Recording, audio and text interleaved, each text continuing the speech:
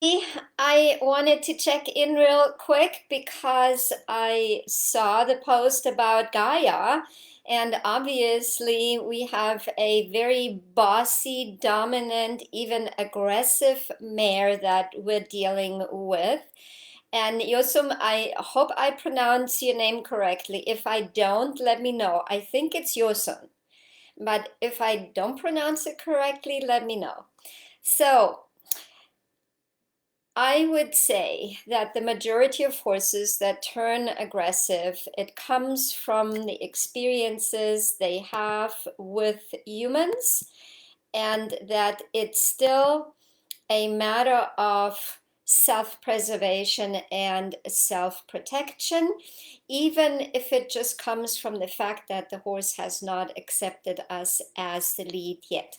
And so often that can help us to have empathy and not get mad or angry with them, because that very quickly can be the case, right? When we're being so when the horse tries to literally put us into place or even harm us. The other thing is that when horses turn aggressive and they've had, or even defensive, right? They're looking aggressive, but it comes potentially from a defensive perspective, like the horse that I had here last year for training, Copper. Looked very aggressive, but in the end it was defensive. That when they had the opportunity to have success with their behavior a few times, then it becomes a somewhat learned behavior pattern, and the horse will resort to the pattern because they get what they wanted. For example, they got the food that they wanted, or they were left alone, or they didn't have to do what the human wanted them to do, etc. So every time our horse has a learning experience with a certain behavior pattern and succeeds, for example, like Holly's horse, Spirit, he succeeded several times to push through the thought so unavailable space around the gate, right? We thought we made it unavailable, and he kept upping and upping the ante and continued to push through. And we had to get really, really super big with him until he finally realized that it was not an option anymore. Now, getting super big when we're doing a helicopter, that is a repetitive behavior and has a certain amount of rhythm in the pattern. And if we are dealing with a horse that is super confident, then they can very well judge by the rhythm what will happen next, and they might not even care that we tag them, or that the rope gets close to them, or that the stick and string, if we're doing with a stick and string, gets close to them. So then we have to change our strategy from doing rhythmic motion and increasing our personal space gradually to actually doing things quick and surprising. That idea with Holly's horse Spirit, that I literally suddenly jumped forward and tagged the spot that he was standing on. And by accident, I also tagged the roof above him, and that made a noise, right? And so both of these sudden, the sudden noise, the sudden movement caused him to react quickly, and he did not have the opportunity to prepare and brace his feet and move his head away. It happened so quickly that he jumped away. So that can very well be the case as well. Last but not least, if we have food aggression, then we really need to start without the food. So I would prepare the food in a way where I can maybe lock up the area and get all the food laid out, or put the bucket out, and then I might remove myself from that situation in the beginning and just open the gate and allow the horse to go to the food. and I will set my goal to become the lead without food first. So then we have, one thing that we're taking out of the equation, and we're making it easier for our horse. We're not adding, another desire to the equation, right? It's just about me and my personal space, no food involved. And that can very well be me just walking through the paddock or the pasture, describing my personal space like Maxine has done with Red very successfully at the neighbor's place. And so there your biggest concern when you're dealing with a super dominant, aggressive, or defensive horse is your safety, right? Because if we get hurt, potentially nobody takes care of our animals, right? And all the other fallout that we potentially could suffer.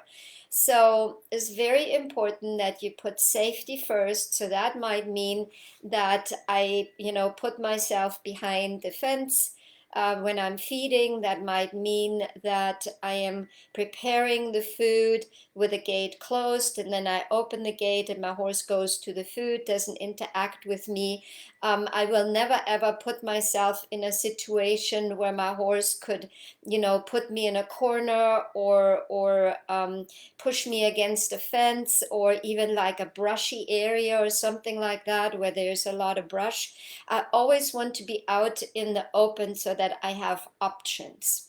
And last but not least, because we are heart-centered people, what happens is that we don't want to go higher and higher with our intent to honor our personal space, because we feel dominant, we feel controlling, we feel bad.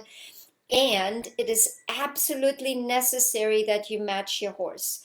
If you don't match your horse, as a heart-centered person, what happens is you're doing less. And your horse will automatically not see you as the lead, will see you as non-assertive, will see you as passive, and then continue to have that kind of behavior, right? Dominant people, usually they do more than the horse and they make the horse submit. Heart-centered people usually do less, especially when we have a dominant horse that we're dealing with.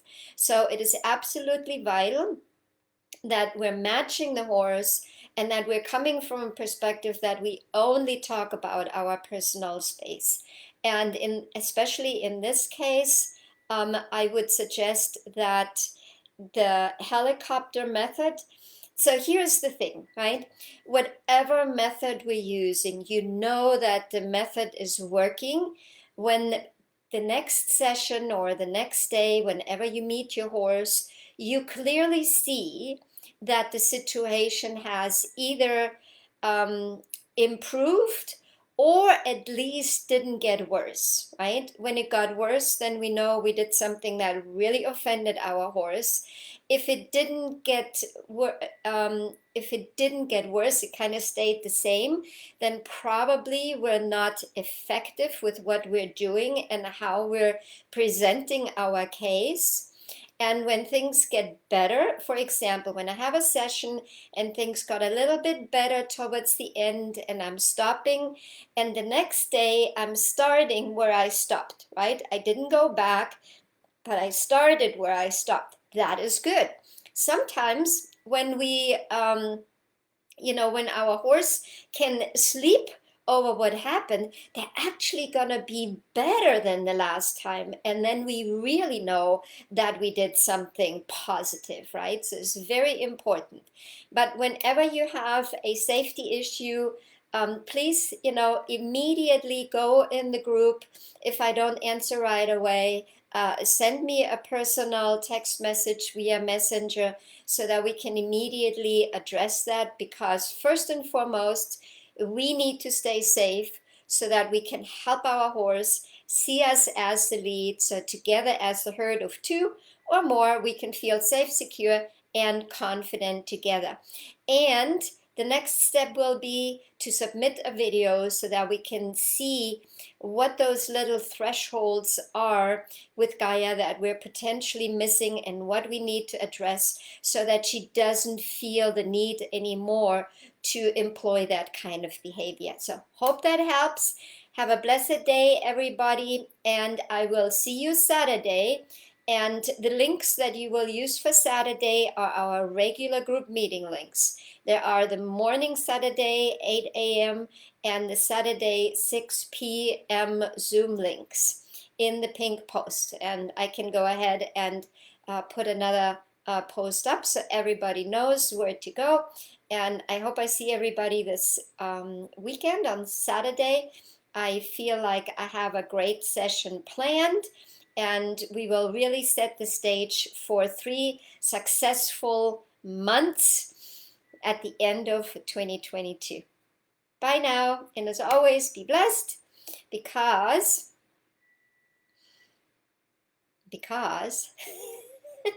that's just what I want from you.